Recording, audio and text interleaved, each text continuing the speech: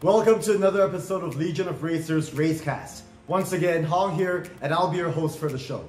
Today, we will be doing a recap of this season's 2020 Online League Round 4 race, see what the top drivers have to say, as well as a quick chat with a Singaporean professional race car driver currently with Ferrari Team Easy Race. Let's get this show going. Round 4 of the Online League was held last week with drivers driving the Porsche 911 RSR at Italy's Temple of Speed, Monza. For qualifying in the Pro category, Raditya Indira started on pole position, followed by Jonathan Wong and Muhammad Faiz Rayyan in Lobby 1. As for the fastest drivers in the AM category, it was Jonathan Lim, Sean Yee and Fadris Issa who also qualified into Lobby 1.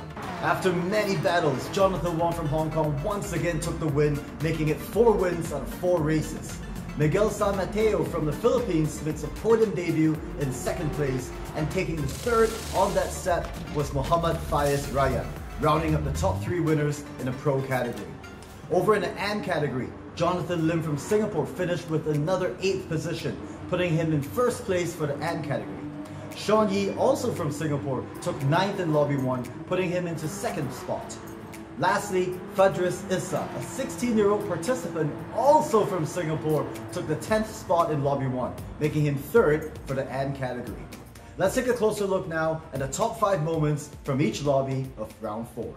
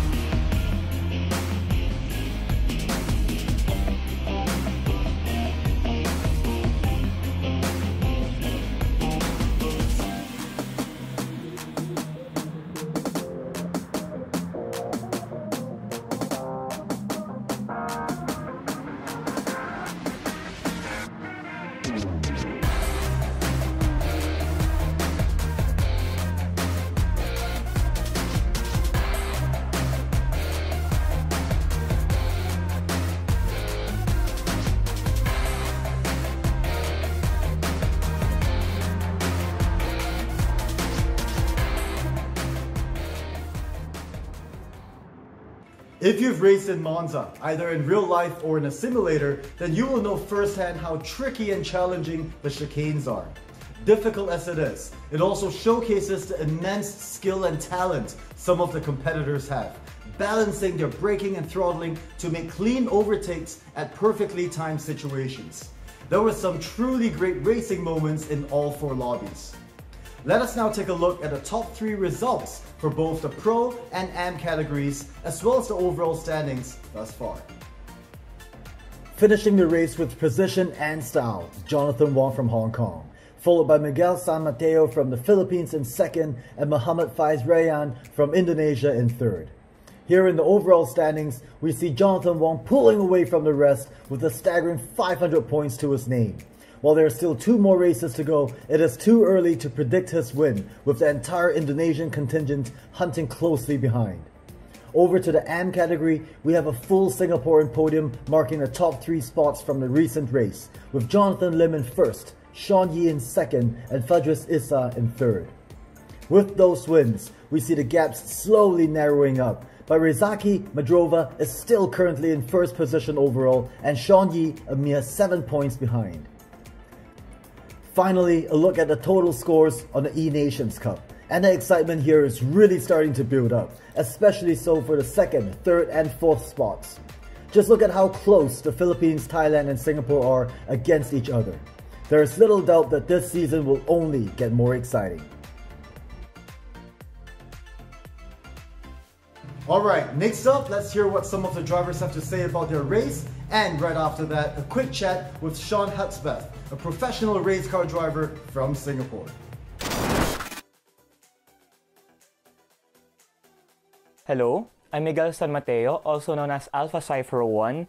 And as for round 4 of the LOR Online League, I was very happy with my result, second in Monza, because I didn't expect to be there in the first place because I don't think I have the outright pace. Though through strategy, I think I was able to compensate for my deficit in pace. I'm Muhammad Faiz Ryan and I'm from Gamasala Racing Esport, and I finished third on the 4th round of LOR Online League Season 2020. It was lucky race for me. I can lead the race after the first chicane because of the two of the leaders overshot themselves. But after all, I can quite make it with my lap time. Then I got overtaken by two one-stopper, and so I finished third. But overall, I feel happy because my first podium. Hi everyone, I'm Rafe. First of all, I would like to take this opportunity to thank LOR for organizing this league. This actually provided me a great exposure on sim racing, as most of the participants is very competitive as well. I did make some friends, and this actually make the whole process very enjoyable. Also, I'm very glad to be able to finish first in Lobby 2. And I think as of right now, we still have 2 more races to go. See you again and all the best. So after entering the Monza round, I was actually not too confident because as you know, Monza has a lot of tricky braking points that you have to memorize. And at first I was actually quite nervous, and the car I wasn't that used to. It was a 911 RSR. It was rear engine and I was not really used to that. But I trained and I persevered, and thank God I got third place and managed to do well in the race as well.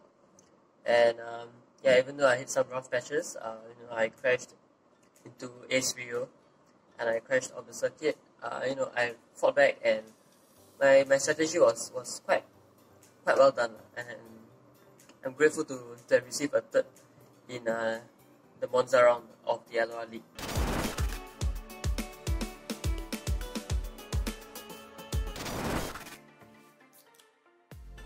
In today's segment of Let's Chat, we will be talking to Sean Hudspeth, a 26-year-old professional racing driver from Singapore who has been competing at an extremely high level of racing for well over a decade.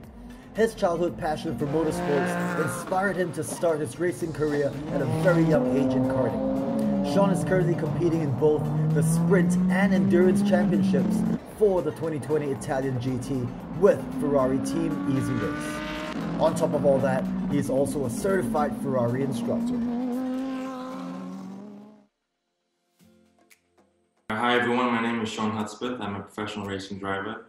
Last year I won the 2019 Italian GT Championship with AF Corsa Ferrari, and this year I'm joining Ferrari Team Easy Race for the Italian Championship again in the Pro category. I started racing at a pretty young age. I started karting when I was about 12. In 2010, I entered in the Singapore Karting Championship. That's how it all kind of started. And I got a scholarship test program with the Formula BMW team at the time. And it just sort of snowballed from there. And I've been associated with Ferrari since 2018. I not only raced for them professionally, but I'm also a driver coach, and I am an official Ferrari Corsa Clienti instructor and an official Corsa Pilota instructor for them as well. Yeah, obviously it was quite a big shock, or quite a big blow, because after winning the championship last year, we had a lot of momentum, let's say, going forward. I was supposed to race with AF Corsa in the first round of the GT World Challenge Europe in the Silver Cup class at Monza, and obviously that was cancelled as well, and then we tried to do Silverstone instead because it was at a slightly later date, but that was cancelled as well. So definitely a big, everything just sort of ground to a halt. So with all the cancellations and all the uncertainties, I've just been spending the last few months in Singapore trying to reach out to teams, sponsors, people who run the series, trying to organize some kind of plan. I obviously all my work with Ferrari, all the coaching, all the official Ferrari events, all the launches, all the presentations, all have been cancelled as well. So I was supposed to do the official roadshow for the Ferrari Roma in the UK.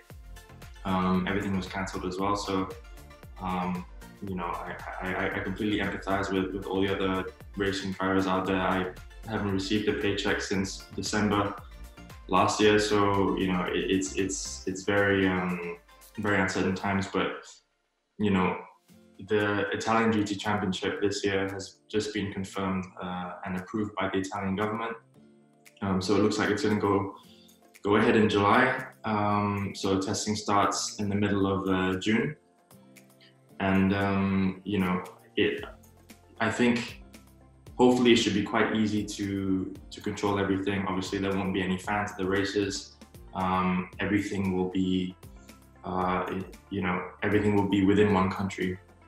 So, obviously a lot can change in a week. So we just have to sort of, be ready for anything, keep training. Even when I didn't know what I was doing, I was just training every day to try and be ready for when and if something happens. Yeah, so, going back to the fitness first, it was obviously all the gyms were closed.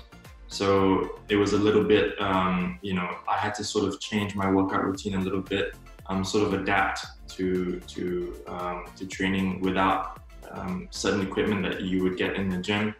And also another thing is when I first came back to Singapore from the UK and from Europe, it was my brother and I had to serve a 14-day stay-home notice, which means I couldn't go for a run, I couldn't go for a cycle.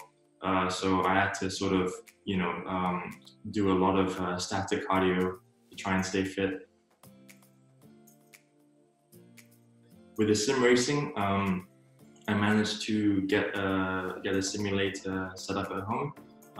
It took some time because obviously there was, I didn't have any experience with sort of building my own simulator previously. So I think it took quite a long time to actually get it sort of up and running, because most of the parts, most of the equipment are shipped from the US or Europe, so they take time to come here.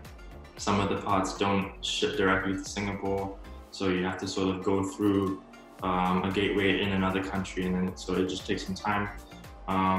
Another thing is that obviously because of the lockdown, nobody was able to come, because of the circuit breaker, nobody was able to come up to the house and actually help me set it up. So I just had to watch YouTube tutorials. I FaceTime some people who were experienced in sim racing to try and help over FaceTime. Obviously it's not the same as being there in person. I had quite a lot of issues setting it up with the technology side of things, but once I finally got it up and running, I was able to practice quite a lot on the tracks and stuff. I didn't have the Wi-Fi connection to enter in any races, but even just practicing on tracks that I was that I should be racing on, that I'm planning to race on this year, was super helpful. I was honestly impressed by how good and how high quality some of the simulator equipment is. It's the technology has come so far that it's become very, very realistic. Especially if you have a good setup, the feedback through the wheel, the visuals, the way you hit a curb, the way the car reacts, it definitely keeps you sharp. It's definitely, it's not the same as real racing, but it's the closest that you can get.